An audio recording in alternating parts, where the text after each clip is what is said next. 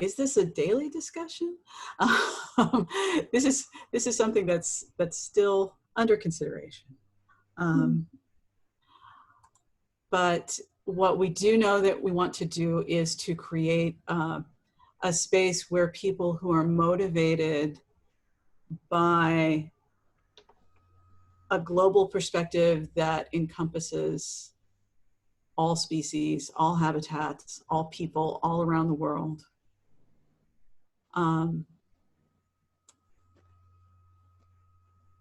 to help frame how we're responding to the current times and today's crises in a way that lives out of principles of real reverence for nature and real respect and community, and recognition of interdependence with the broader living world, and in particular with other humans everywhere.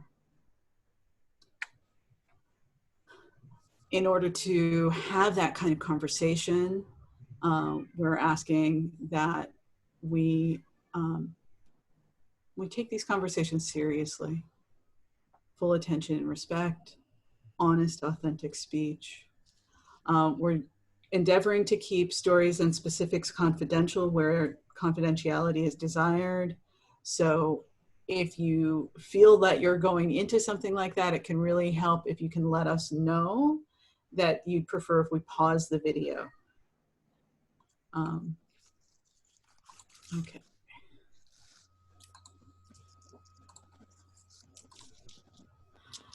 So as I said, Lionel's going to be our discussion facilitator, and Francesca is joining us in just a moment, I hope. Hope that worked. There she is. Welcome, Francesca. Thank you. I don't know if I'm the only person that has so much trouble logging on each day. I have to go through all these multiple windows, and I don't understand why. But anyway, here I am. Sorry to be late. Okay. Well, Francesca, why don't, if you can stay on at the end, maybe I can talk you through a little bit of what you're seeing and we can try to figure that out. Okay, thanks. And can you just give us in a word or two how you're doing? I'm doing okay. I haven't eaten anything today, which may have contributed to my difficulty getting on. Oh my, okay. But I'm doing fine. I watched the moon come up last night, and thank you for the meditation and the reminder that there's an outdoors. So I'm feeling pretty peaceful at the moment. Thank you. So I was just introducing that Lionel is going to facilitate our discussion. He wants to talk a bit about socially and environmentally responsible organizations, and he is definitely an expert in that field.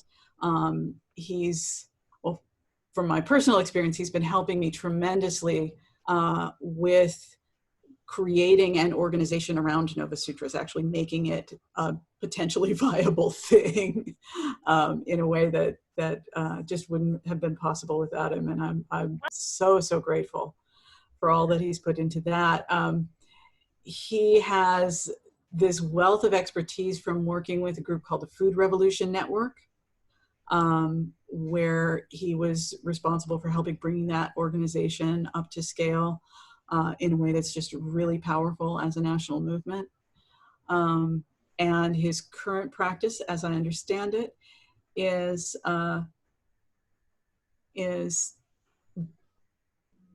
coaching and facilitating work with socially and environmentally responsible organizations. So take it away, Lionel.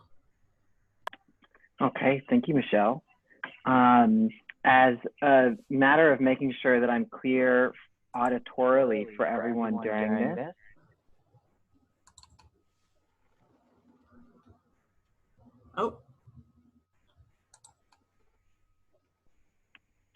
what I was saying is I'm switching over to audio from my phone. Can you hear me clearly? Yeah, but we're getting echo. Okay.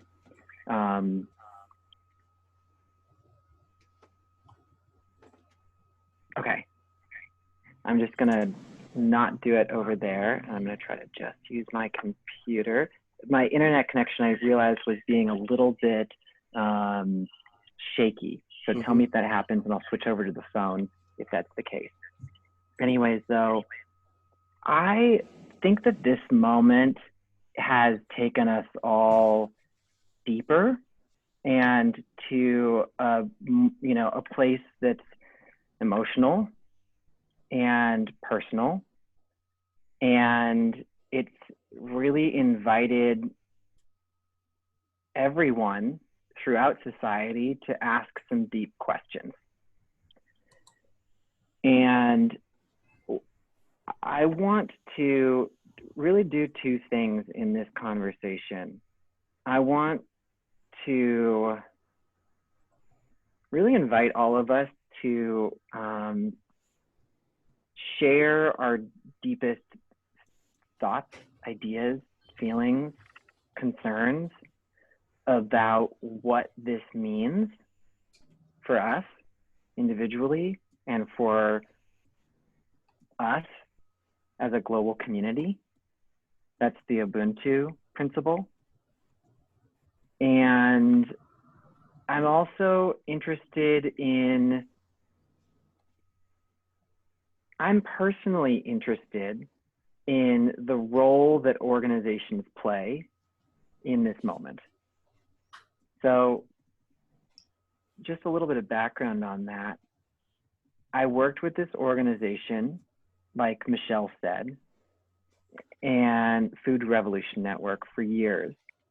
And what gave me strength when that work was hard is the fact that every person participating at Food Revolution Network was actively working to reduce CO2 emissions or greenhouse gas emissions and fresh water use and make lives easier for farmers just through the knowledge that they were learning and the practices they were adopting in their lives. And that to me was tremendously meaningful. And right now, I've been seeing that businesses, small and some huge global corporations, have been responding to the COVID-19 crisis in their own ways. And I'm interested in what we each and all think about what an a Gaia and Ubuntu centric approach would be for organizations in this moment. What would we like to see organizations doing in order to be a help and a positive presence during this crisis? Because I think that if we can imagine that, then we can help create the conditions for organizations to perhaps take steps in a supportive direction. So now I want to just open the conversation and we can have a discussion that goes anywhere. And what's most important here is that we feel held by each other, heard by each other, that we are respecting the humanity of everyone that's involved and affected by this crisis.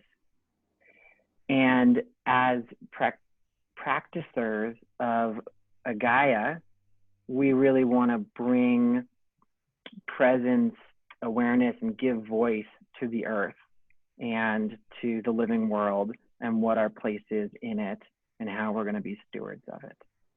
And with that, I am ready to participate on an equal level with everyone else here and see where this conversation goes. Thanks, Lionel. So I've unmuted everyone I can unmute. So if you're muted now, you'll have to unmute yourself, as far as I can tell. And I think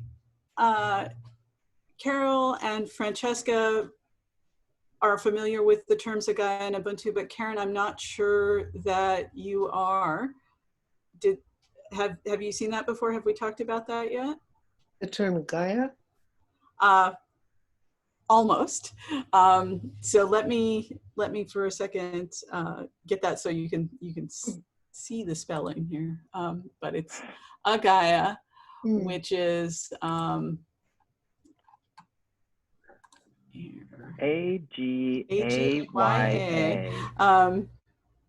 And I was just gonna.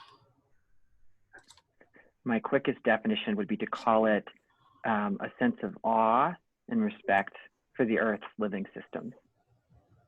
Yeah, that's a pretty good summary. And it's partly from the Gaia theory, and also the term agape, the idea of this vast transcendent love. And then Ubuntu is originated in South Africa as a term that really talked about community and interdependence.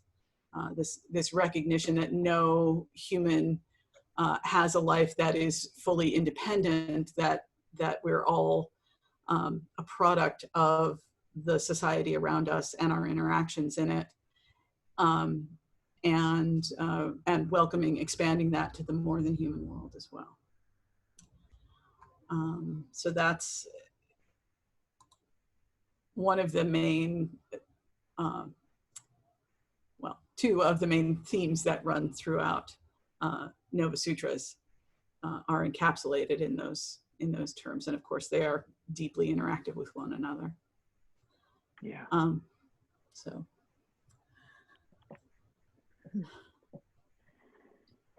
So what do we think? How are we? Where are we at? Where's the world at? Where is it hurting? What is it needing? How do we contribute to it? What the heck is going on? And what is our right place in all of it? And what is the right place of organizations in all of this? This is a profound moment. Where are we? Lionel, when you say organizations, can I ask, does that include businesses? What is included in that? Yeah. To me, what's included in that is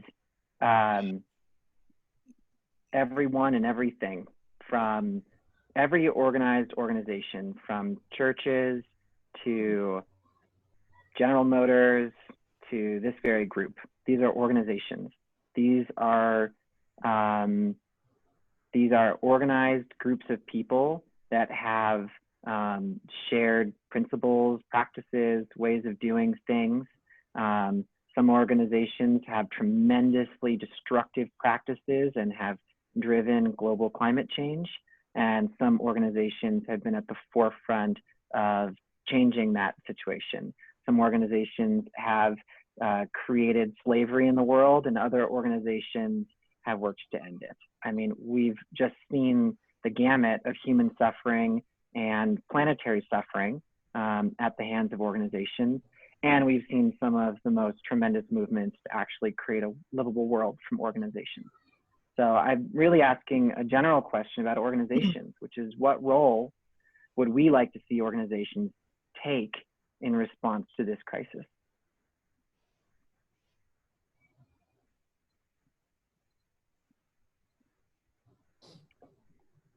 It's a pretty broad definition I just gave, isn't it? Okay. Well, I'll jump in and say one of the things that I think organizations can do very well, if managed properly, is to let people feel like they're not alone, to really reinforce the sense of interdependence. And just as it's nice to be generous and give a gift, it's also nice to be generous and receive a gift. And organizations help you learn that. Mm-hmm. I think of churches. So the kind of, in addition to a guy in Ubuntu, what seems helpful for me is, what is the earth telling us? And what is our common humanity? Yeah. Yeah.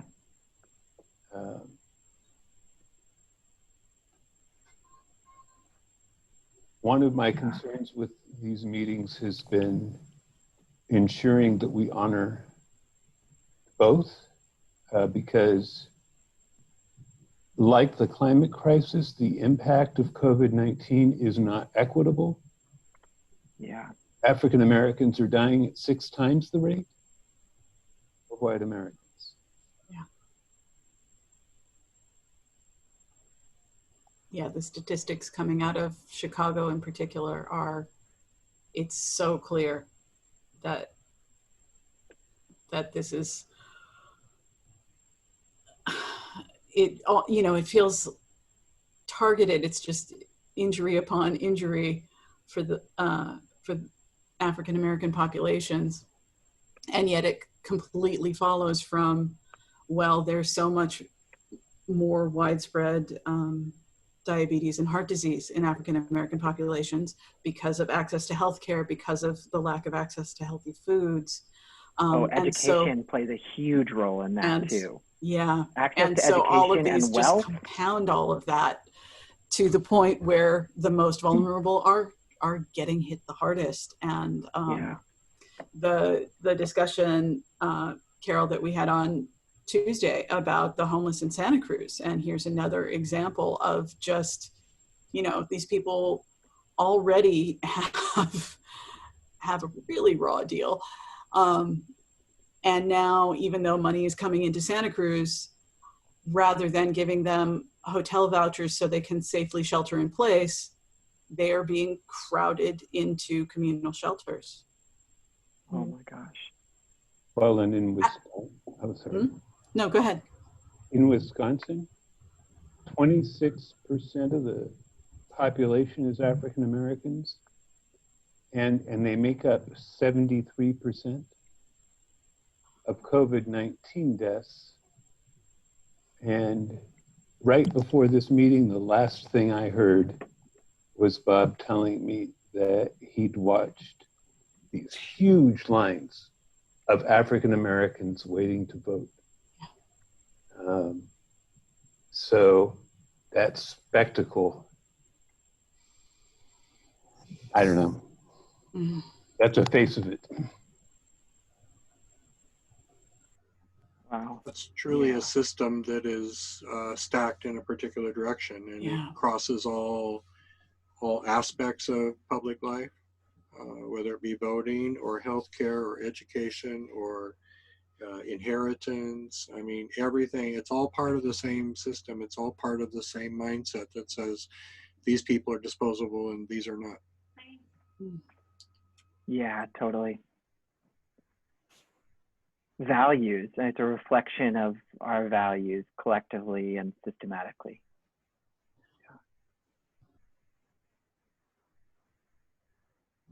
So I'm wondering, in light of that, we know that there are, you know, everywhere from Black Lives Matter to voting rights groups and all of these organizations that are organized already around specific topics. And just, you know, I'm just like going from this example of the systemic problems faced by African Americans. There are already lots of organizations around that. What is possible? How can we envision a world, help bring about a world where those organizations can collaborate more effectively to combine their power in the face of something this urgent and immediate and respond effectively? Francesca. Actually, that was part of a question I was going to ask, which is, how can Novasutras combine with these organizations so as to be more visible in the world, for one thing, but also to it's like we're looking in on those organizations from outside. And maybe that's a mistaken perception on my part. I just wonder. Well, one thing that we haven't really done is sort of do a map of what organizations outside, beyond Novasutras, everybody who comes on this call is already connected to. You know, I think we're all doing other stuff in the world, and I don't. Is that a useful thing? Is that something we want to just do a quick round of, just to get a sense of what our networks are in terms of other organizations that we're at least have a toe in, if not fully involved in? Okay, do you want us to go? Sure, go ahead. Santa Cruz Climate Action Network, but I've stepped back from being a major part of that. I mean, I was on the planning committee, but not. I just wanted to say, I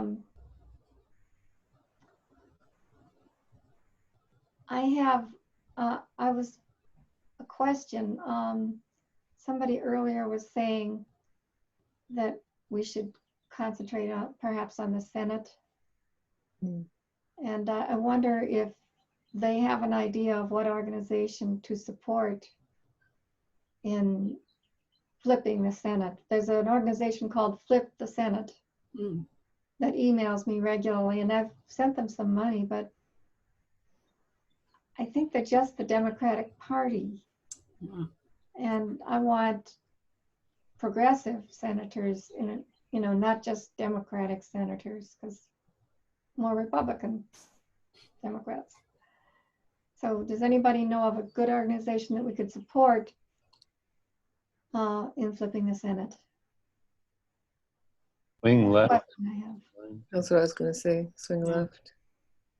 Swing left. Okay, thanks. Can I say one other thing about this group? I forwarded Francesca's links from your summary of one of the days about the ventilators, sometimes doing more harm than good, in fact, frequently. I forwarded those links to the Santa Cruz Climate Action Network discussion group, email discussion, and to the Santa Cruz Progressive email list. And I think those are two very important. The first one, especially the Medscape article. I spent a lot of last night studying it and looking up the medical terms, even though it was really complicated to try to understand the part about, what do you call them? The makeup of the person kind of determines how they should be treated for COVID-19. Anyway, this is getting off the subject, but I just want to thank Francesca for that. That's really good information. And in fact, I think I want to use it for myself if I get it, and I might be serious. So sorry about diversion there. But. No problem. No, that seemed perfect. And while you were talking, I was trying to type out a list of some of the organizations that I'm interactive with. And I think this is going to broaden the horizons just a little bit. So I used to be on a board of a nonprofit called Human Agenda in San Jose. I'm still involved with them, but not on the board anymore. They focus on immigration issues and starting worker-owned cooperatives. And then there's the Pachamama Alliance about changing the dream of the North, the Western cultural dream, and getting us out of this nightmare. There's a group called Student Loan Tutor, which was the impetus for me to start my tax business as a gift, and I still interact with lots of their clients and talk about the gift ecology that I'm trying to craft through my business. Then, of course, there's Novasutras. And then I've also become aware of and have participated in calls with the Conflict Resolution Council in Santa Cruz. And another organization I interact with is American Red Cross, because I give a platelet donation every time I can when I'm here in California.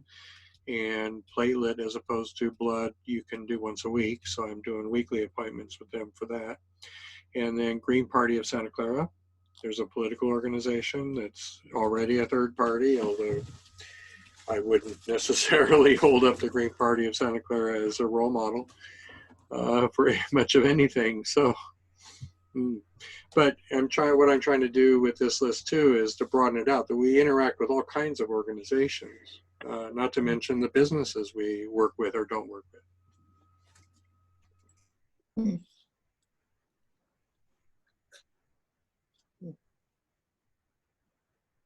Anybody else want to speak to this, or?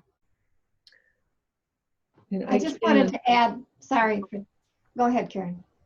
Oh, just in terms of organizations, I don't have a long list, but the ones that I've supported financially are ACLU and Amnesty International and Sierra Club.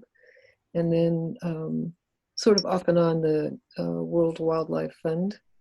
And then Swing Left, I've been just involved with local groups that do postcard campaigns and phone banking. And I think that's about it for me. I'm sorry, Karen, what was that last one, the phone banking? It's a sister district, which is kind of a offshoot of Swing Left. So there's a local group that I've worked with to do basically just encouraging people to get out and vote, more than a candidate.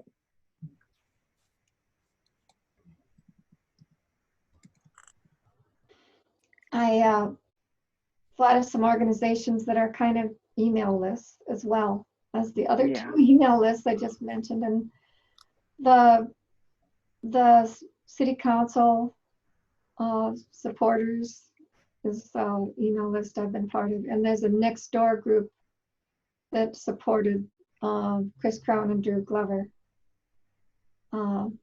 throughout the recall campaign. So involvement with the city council is and that okay. A comment from Francesca. Thanks. Francesca is having trouble hearing people and would appreciate it if we would speak up to help make it easier for Francesca to hear. Thanks for making that request, Francesca. Yeah. Let's see. I am interested in bringing the conversation in, or exploring more within our conversation about the human impact of this moment and what it is we're seeing and feeling. Where is that affecting people in our lives and affecting people within our networks? You know, who is being affected by this and how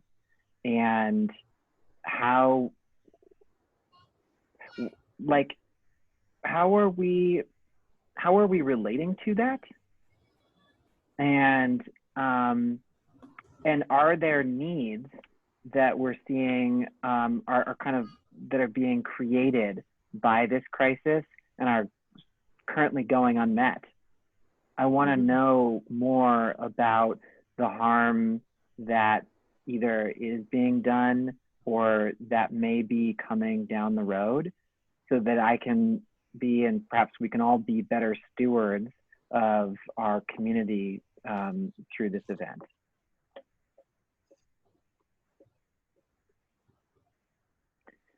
So I just learned that the super, that's the term for a building manager, that's in charge of my building in Manhattan, his brother just died last week of COVID-19.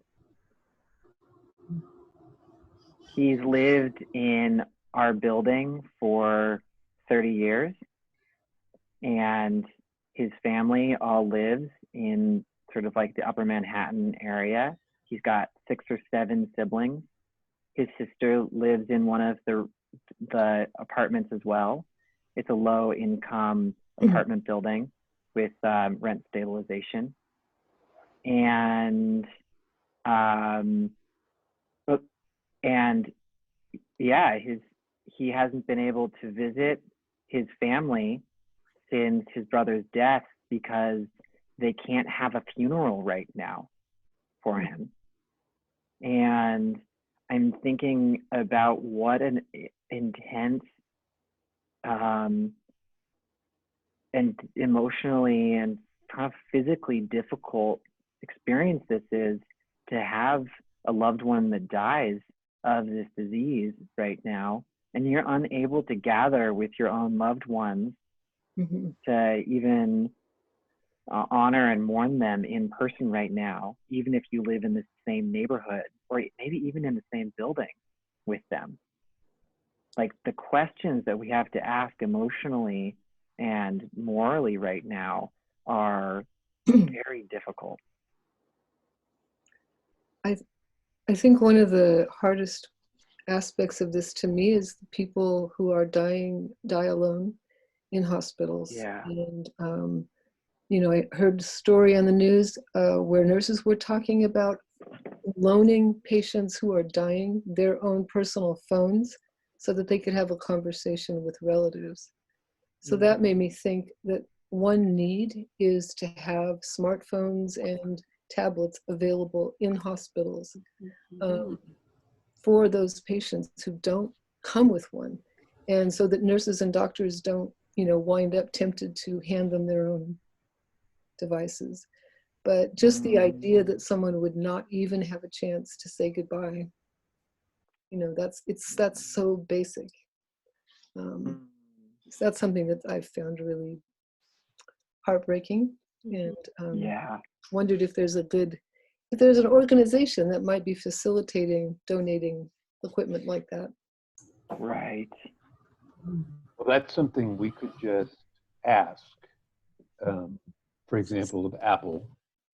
Yeah. That's an obvious ask. You know, if you did a petition, if we had a few people write articles for Medium, so the need was being articulated in a compelling way, like you just did. Yeah. I think that's a doable thing. I don't think that's a real hard thing. It seems like a manageable project. Yeah. Like, I know someone who's a senior manager at Apple.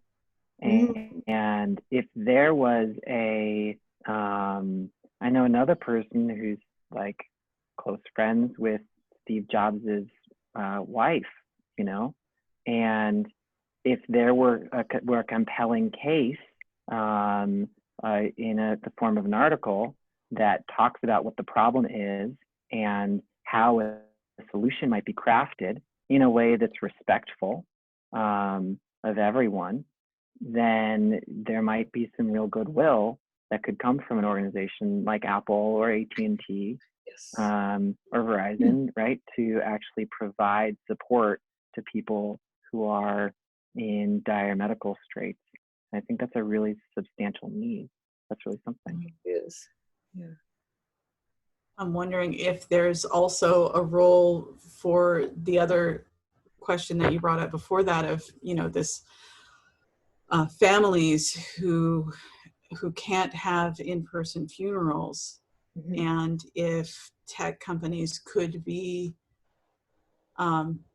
stepping up and handling the tech facilitation, connecting them with experienced, you know, funeral home providers to offer as much as possible online, and to set that up as something that people know how to go to and can get at least some support. You know, it's never the same as in person, but it's also a lot different than nothing at all. I don't know if I would want to send people to funeral homes so much, although I know a lot of people are oriented to that. But yeah. I think if you could somehow spread the idea of online memorials, where people unfortunately have to use something like Zoom, but it's still a way. Yeah, totally. There's also, on some days, there are more people dying uncounted of COVID-19 in their homes than are dying in the hospitals and being reported. So it's a little terrifying about what that means. Just epidemiologically, we don't, I think, don't very Yeah. good Yeah. grip. Yeah. And that is a function of the continuing scarcity of test kits, that they don't have test kits to test people dying at home. They were doing that for a while. They were making an effort. Now they've just given up. But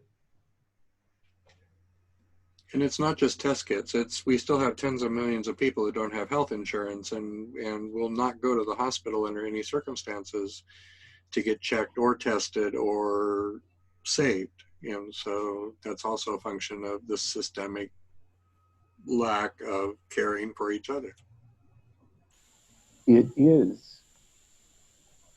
And it kind of raises the question, are we going to be more human as a function of this crisis? Is it going to sort of awaken and summon our common humanity, our awareness of it, our commitment to it? Or are we going to be less human? Because if we just sort of watch this carnage, I think it will make us less human. I just don't think there's a way out of that. And now, you know, there was one person on the national stage talking almost every day about what needed to be done, where the gaps were. And that was Bernie Sanders, and he's gone. So I think that's what I meant in a way about the liberating impact of his withdrawal, is that now it's on us. And I wish I could say I know an organization that has as its banner headline or its reason for existing, making us a humane society again, but I don't know of one. But that seems to me to be very much where we are. That whether this is going to be a humane society, whether we are going to become more human or less, it's just with us. It's not with anyone else. And so things like, I really love ResistBot. I can send letters to all my members of Congress, 2 senators and a rep, in 2 minutes, because the app allows you to do it by texting and fills in their contact information and yours. It's wonderful. So, I mean, we could organize, or we can think about at least who might be organizing really intense pressure on elected officials in Washington. I mean, I just feel like we gave them no mercy. They had nowhere to go when there was that horrible GOP healthcare bill. Now we have an actual pandemic. Maybe we can bring that kind of intensity back. It's hard when you're quarantined, but maybe we can do it. So, sorry, that you were talking about, was it an app called ResistBot? Yeah, it's wonderful. Can you, do you have a link for that? Can you put it in the chat or? Yeah, there's a number you text. If you just Google ResistBot, or even type resist, I think it's resist .bot into your browser, it'll come right up.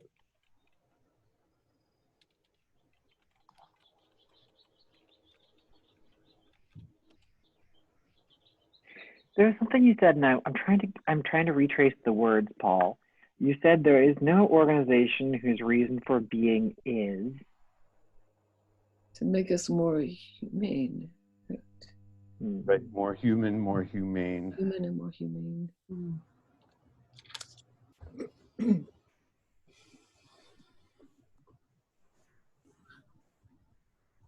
But I don't actually agree with that, but it's okay. Well, what would you call that organization? Well, I mean, I think there's lots of organizations that are taking a piece of that, you know? The ACLU, I'm so grateful to them. They're doing Yeah. so much that's so important. That's what came to my mind first too, Yeah. ACLU. And I mean, I just started donating and then increasing my donation because I felt like they're essential right now. They're just sort of a frontline force, and they're doing work that I can't do, and I really want to support them. And I'm sorry, Carol, what was that organization you're pointing to? ACLU. ACLU, okay. What came up for me when you were speaking, Paul, was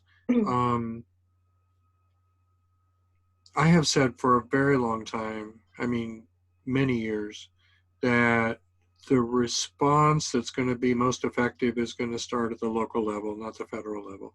Mm. And so what came up for me when you were saying that was Bernie falling out of the race really highlights we should not be looking to the federal government for anything at this point. The breakdown in the supply chains, the breakdown in law enforcement, meaning it's all being enforced against the wrong people, not the right people that should be having the law come down around their head. You said it when you said it puts the responsibility on us. Yes, it puts the responsibility right here in our communities, in our neighborhoods, on us, not to look to somebody in Washington, even a Senate, to pass a law. We think that's going to happen. It's, under this old system, and we're trying to build something new here. There are things you can do locally, and there are things you can't. There are resources local governments have. There are resources they don't. There are scales at which problems are presenting themselves to us. The problem of how people will eat as the part of the bailout that is a bailout for people creeps through bureaucracies that were never designed to provide emergency relief, is not a problem, I think, that we can solve locally. And I also think we really want not to learn the wrong lesson from our daily encounters with reality. The wrong lesson, in my mind, when you have Washington acting like it has no regard for human life, is that we should therefore withdraw from trying to influence Washington, right? Because that's how it got that way, was us withdrawing and saying, oh, well, it's just corporations and banks. They control everything. We are not relevant. That is a self-fulfilling prophecy. And so much is at stake, I think, in our not accepting it. The worse they are, it's just the more evident what our absence from our national politics has wrought, the vacuum that has allowed this kind of sociopathy to develop. That's how I see it. I feel like I'm going to be in a different place than probably a lot of you, but I still think there are good people in Congress. I still think there are people you can reach out to and connect with. And I totally agree that there's things that have to happen on the federal level. So I still think it matters. Democrat versus Republican, it makes a difference. Children in cages, that alone is enough for me.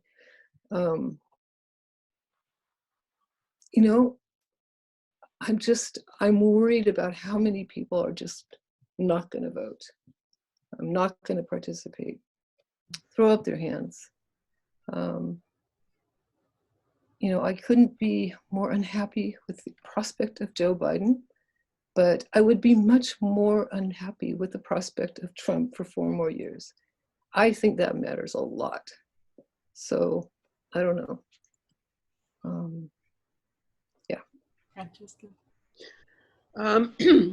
Before attempting to tune in here, I was listening to Governor Newsom's press conference and was very impressed by his taking charge of bypassing the feds about medical supplies, finding his own solutions, with agencies and businesses and just saying, forget trying to deal with them. At the same time, he was saying that FEMA has been very good. But I think I agree with you, Karen. We can't just give up. I mean, from I'm not on Twitter, but I read online the tweets between Biden and Bernie Sanders, and I listened to what Bernie Sanders had to say when he said he was dropping out of the race. And it seems clear to me that Biden said it. He said he recognized that the progressive wing of the Democrats is a force that needs to be listened to. Now, how that plays out on the larger scale, who knows? But they were both addressing particularly Bernie, I guess, the fear of the disaffection of the people who were really counting on him. And I think it's really important that he's in the picture the way he is still, because it's going to be up to him to convince the people that did not vote the last time around because they were so unhappy to vote, because it's important. And then we can do the work we need to do, unfortunately, within the federal bureaucracy, but at the same time, at least being a presence. We need those young people and us older people that are Bernie people as well to stay on the bandwagon.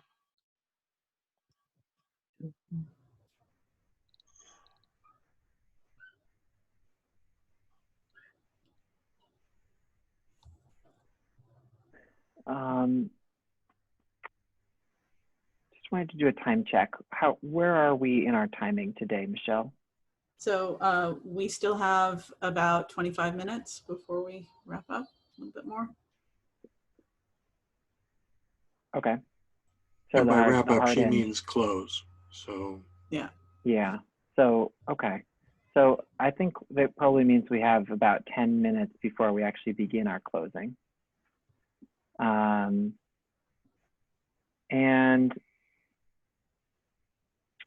one thing I'm wondering is, how close has this, how close has the health effects of this crisis actually gotten to your life?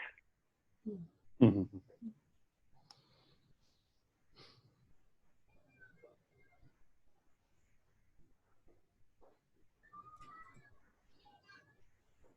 Well, I can say that so far, not close at all. I've been just incredibly fortunate that my family up near Seattle seems to all be fine. My sister, who is a radiologist and is seeing, the first thing that they do, because there are no testing kits, is send them to go get their chest x-rayed. So she is no doubt seeing dozens of COVID cases a day. She seems fine so far. She's holding up really well. So, and I have a niece in Seattle that did get it, but she's in her late 20s and is already recovered. My sister has it. My oldest sister. Oh, wow. She has not had symptoms so far. She has really advanced Alzheimer's and lives in a memory care home. And we managed to talk to her a bit last week on the phone, me and my other two sisters that are still surviving. I have one that's deceased. So can you hear me, Francesca? Okay. So far, so good, but Mary Catherine is going to die within a year.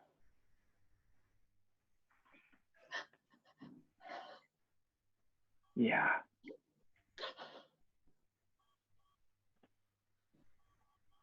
Yeah, I feel that. I feel that with you. Never cried about this before because I never said it. I never said that before. Yeah.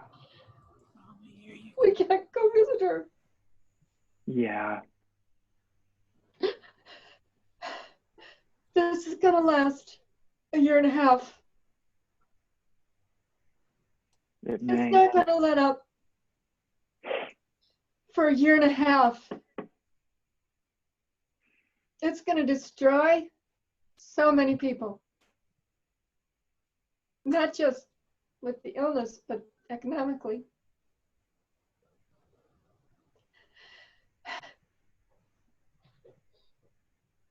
It's just, you just can't, you can't know how it affects you.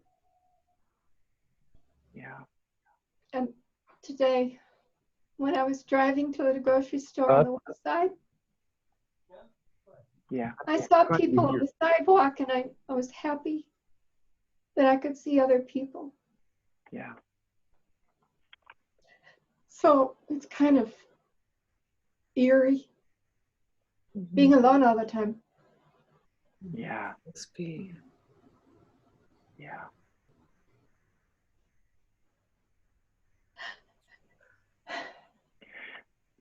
Carol, what was your sister? You said your sister's name just now, right? Yeah. What Mary was your Catherine. sister? Mary Catherine. Okay.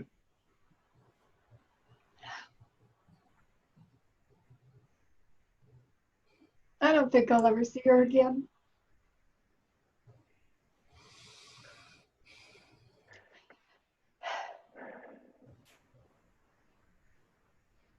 Yeah. Beautiful. Yeah.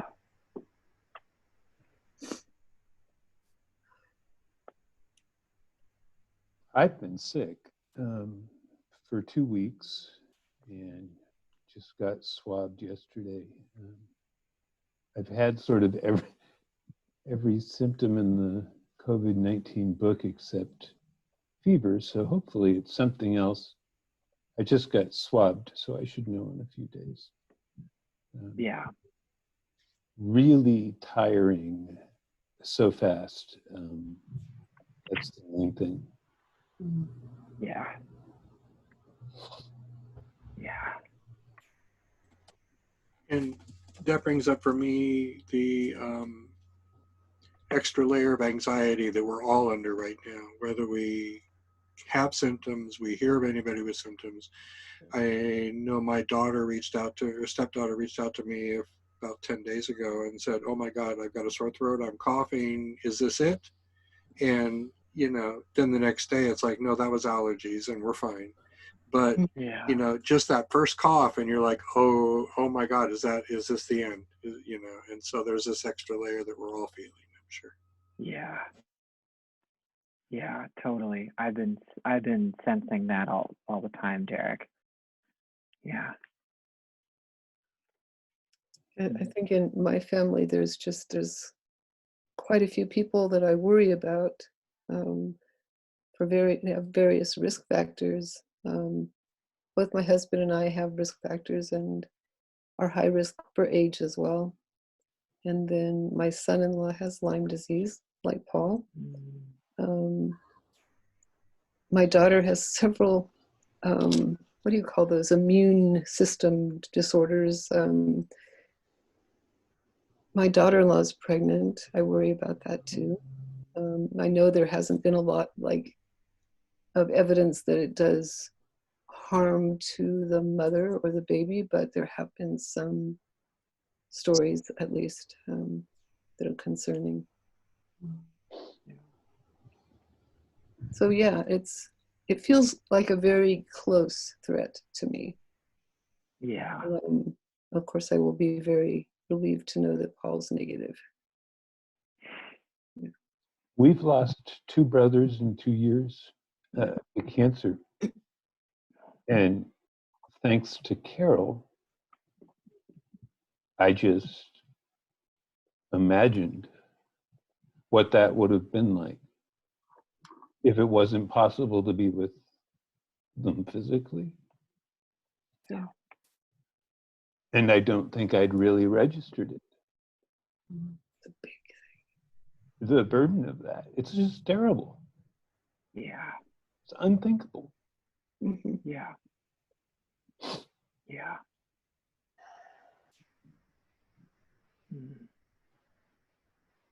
And our brother, Jan, who died in January of lung cancer, the way that he died was very similar, you know, to the way that people die with this, down to the, you know, the description of the lungs as having that ground glass texture, and his having terrible air hunger and sort of panic and, you know, suffering.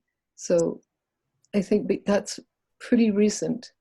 So it's very vivid to me, the thought that, you know, that could happen to someone I love and then we couldn't go. So, or to me. Yeah. Yeah.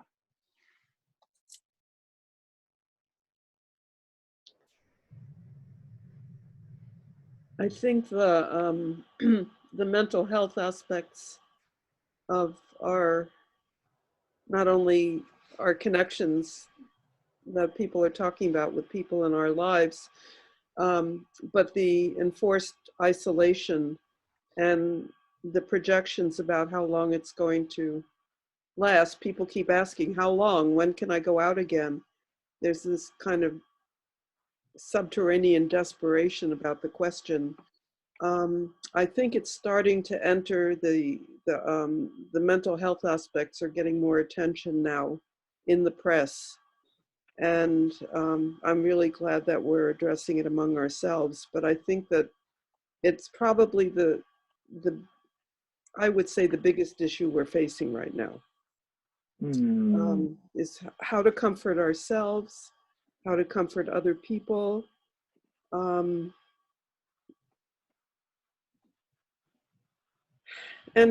to my mind, that's my primary task right now. I feel somewhat selfish in that I've done a really good job of protecting myself from exposure. I'm comfortable with solitude, so it's not a big issue for me.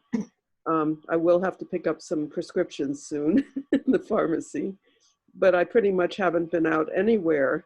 And I realize that's what we're all being asked to do just anyway. So I'm not anxious at the moment about contracting it myself. Although who knows, maybe I'm asymptomatic, but I just think that the mental health and spiritual aspects of this deserve a lot of our attention in how we deal with it personally and also interpersonally. Yeah. Thanks, Francesca. There's one thing I want to share. Go ahead, Lana. Okay. I have a very close friend in New York, one of my best friends, who came down with a really acute respiratory illness on March 1st. And she's the owner of a coffee shop, so she interacts with dozens or 100 people a day.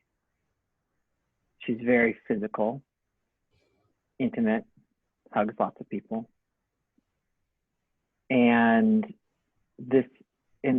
she was in Michigan visiting her grandmother. And it was the day after her grandmother's birthday party when she felt like she couldn't breathe and had this extremely acute respiratory issue. And she knows that when she gets sick, she oftentimes has respiratory issues, but this was much more intense than anything she's experienced before. And she was very concerned about COVID-19. Of course, it wasn't named that then, right? It hadn't been named yet. But her partner didn't think the hospitals would be able to help. and wanted to get her home because they also don't have good health insurance. And so they went back to New York, and my friend went to the hospital or to a clinic and to get medical advice, and no medical professional believes she could possibly have COVID-19 on March 1st or on March 2nd or 3rd. No one. There was no belief that it was even a possibility because she hadn't been outside of the United States. That was their tack. And they tested her for flu and pneumonia, or they tested her for a few things, and they all came back negative. And they scanned her lungs, and like Michelle's sister is doing for people, and the response was, and they said, oh, your lungs aren't clogged up, can't possibly be COVID-19. And my friend looked at that situation and thought, you are all nuts. And self-isolated for a week. The reason I'm telling this story is because part of the human experience of this crisis is, at least in the beginning of it, there was just a total unwillingness to accept the reality of the situation. And there was no testing, and there was no willingness on the behalf of the medical establishment or the government to accept that it might be more widespread, even though they had no way of verifying it. And that has been a really, like, that experience has really shook my friend's faith in people, kind of, in humanity almost. It's shaken her belief in her friendships, because she had friends telling her, you can't possibly have it, not have it, and oh fuck, if you have it, you better not be giving it to me. And had this breakdown of trust with all of these people in her life as a result of this. And now, as she learned more about the virus and its effects, it sounds like exactly what people are experiencing when they have this virus. But now there's some people who have been able to get tested and verify it and actually tell their experience.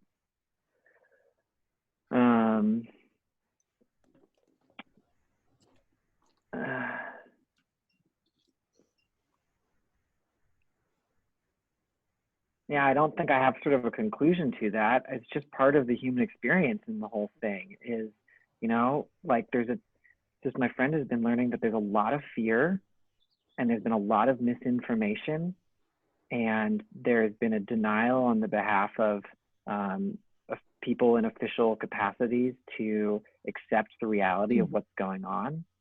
Oh, and I remember the last thing I'll say on this is last year, one of my favorite thing I watched that was produced film-wise last year was Chernobyl. And you just had this denial, these layers and layers and layers and layers of bureaucratic denial about the facts of the situation. And it created a much bigger problem than they started with. And this situation feels as if it's played out in a very similar way around the world, and especially in the United States. And that's part of the sort of the human reality and tragedy, I think, that we're dealing with now. And it's also part of the capitalist system where they want to profit off of everything. And so one of the reasons the test kits weren't more widely available is they hadn't figured out how to manufacture them at scale yet. And so, and at profit, exactly. And so it's part of the systemic issues as well. All these other things you mentioned, absolutely, but there's also this motive for profit involved too. Yeah. So we're coming up on time, but I want to note, Karen, what you had said about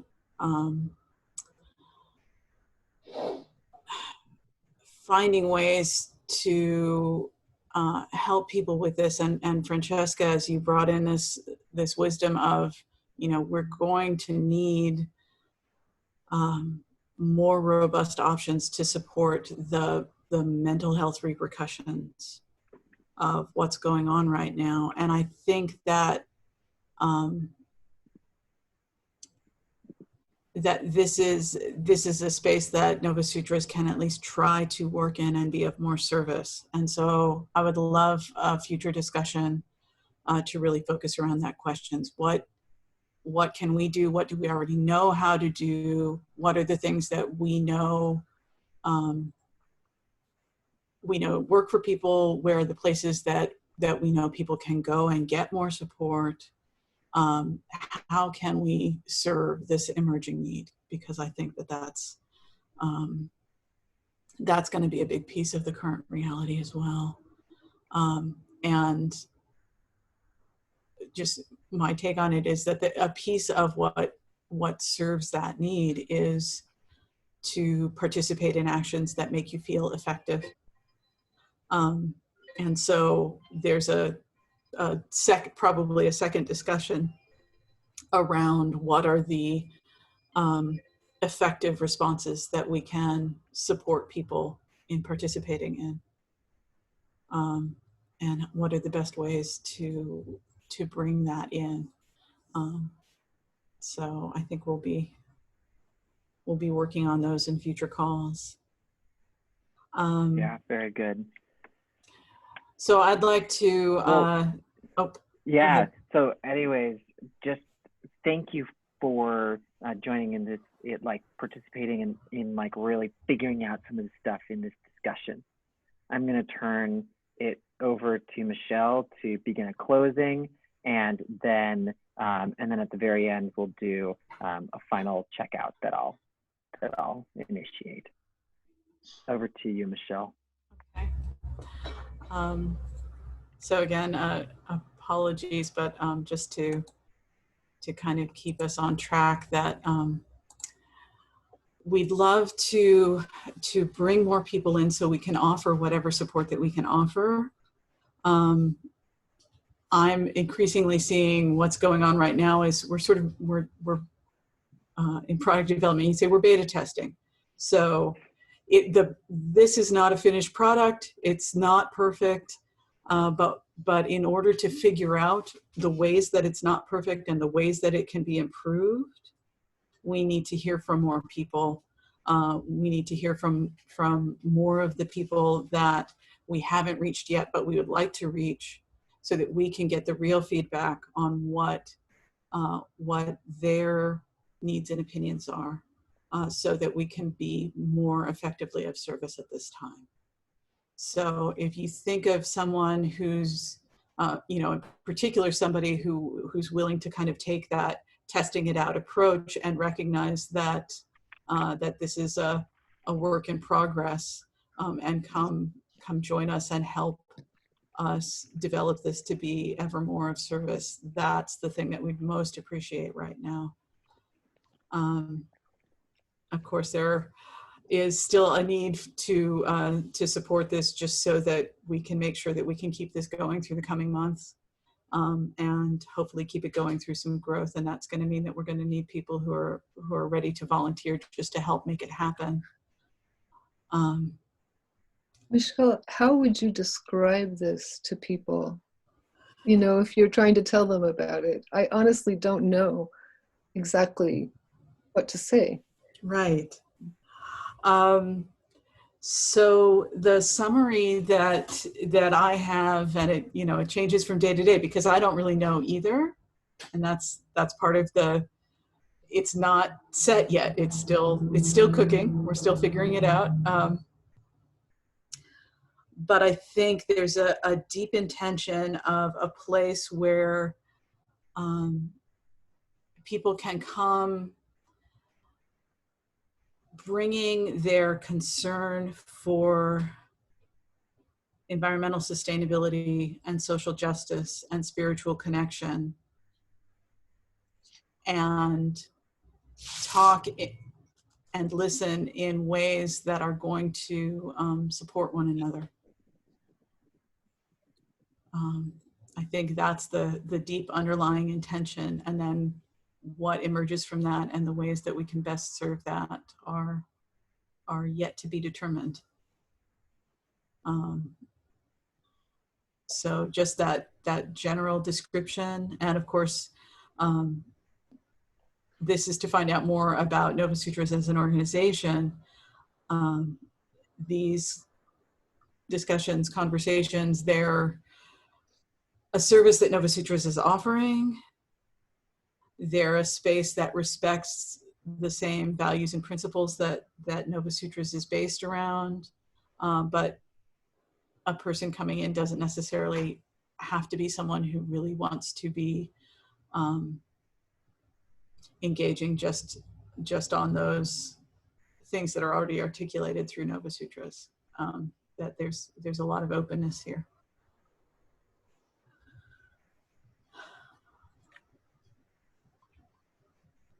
I've been referring people to the website, especially the about Novasutras. Yeah. And I've also mentioned to people in my emails about if they want to get a flavor of it, that they can go to YouTube and listen to a couple of our conversations. Right. And I've encouraged them to just be allowed to just listen in and feel their way into whether they want to be part of the conversation. Yeah. Okay. Thank you, Michelle. For the closing, I think we should do some sort of a closing round, a quick thing. I'm interested in hearing in a word, having dropped into a certain kind of awareness through this conversation and everything we've discussed, what intention do you hold for yourself and others for the rest of the day today?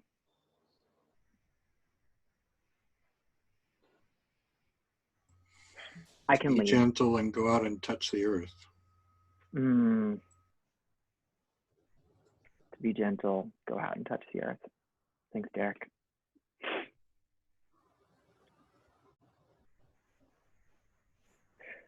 And I think I'm in a place where I want to be really gentle with people and invite deeper connection and sharing about the struggle and the challenge of meeting this moment and the feelings that come up with it, and anxiety, and especially, yeah, both the fear of physical harm and the challenges that arise around mental health while we're all navigating this crisis.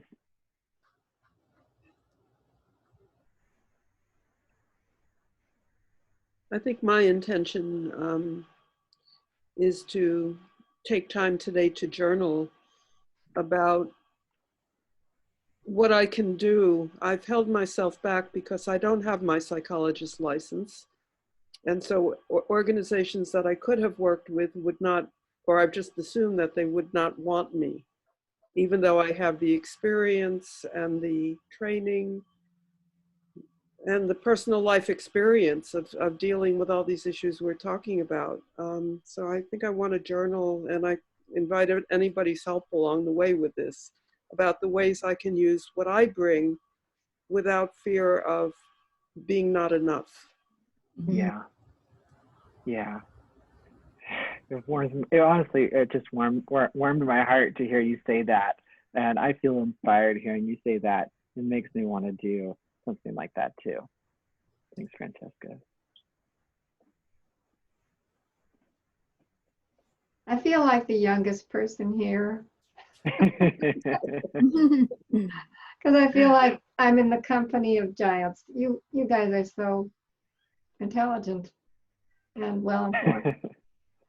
I really, and I don't know, I feel like it's been a privilege. I want to, for myself, for the rest of the day, rest enough so that I can do my Qigong. And that might help me improve my overall health, which is why I stepped back from being very active, and I'm still just lying down watching. I just wanted to mention something though, and that is that animals can get COVID-19. Yeah. And don't touch your pet if you have it. And parents are under tremendous strain with their children home, and they're working from home if they're lucky. But they're also got 2 full-time jobs. Yeah. And they're feeling the stress tremendously, and the children are too. I mean, I read about that. I don't know intimately what that is about right now. Yeah. Yeah. Thank you, Carol. Yeah.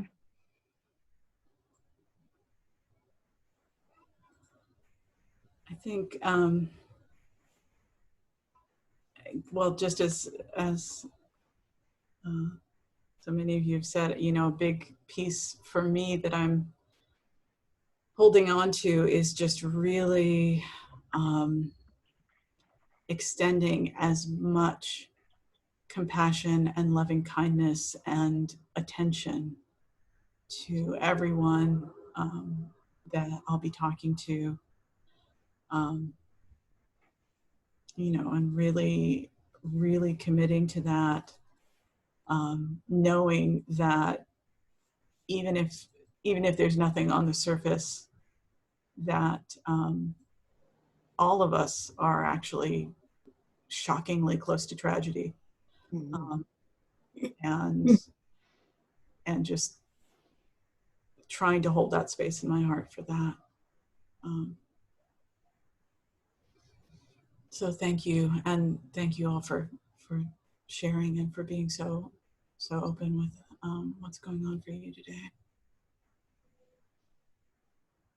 I think that's not going to go away, that feeling. Yeah. The invitation maybe to be really vulnerable to the nearness of our own mortality and that of the people we hold dearest. And to be aware of that in 360 degrees, no matter what nonsense tumbles out of people's mouths, I don't care. Just no matter what, trying to be a voice of compassion without losing the urgency of acting. Trying to do both those things at once is, I think, where I am, because I need to be somehow of use to my Bernie Sanders supporter friends. And I'm thinking so much about my friends in Africa because I just want to take 30 seconds to describe this. So their situation is that nobody is doing anything about public health, that everyone knows that prevention is it because there's no healthcare infrastructure where most of the population is. So what my activist friends have been doing is going into villages and trying to educate without supplies. So it is not safe. And their options are sort of like go where there is no physical distancing, where the conditions for the spread of the virus are the sort of the worst. Yeah. Go there and be of service, or do nothing and know that you're doing nothing, facing this immense loss of life.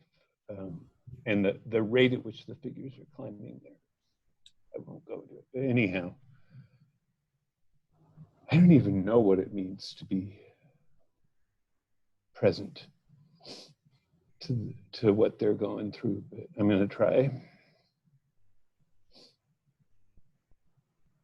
Yeah.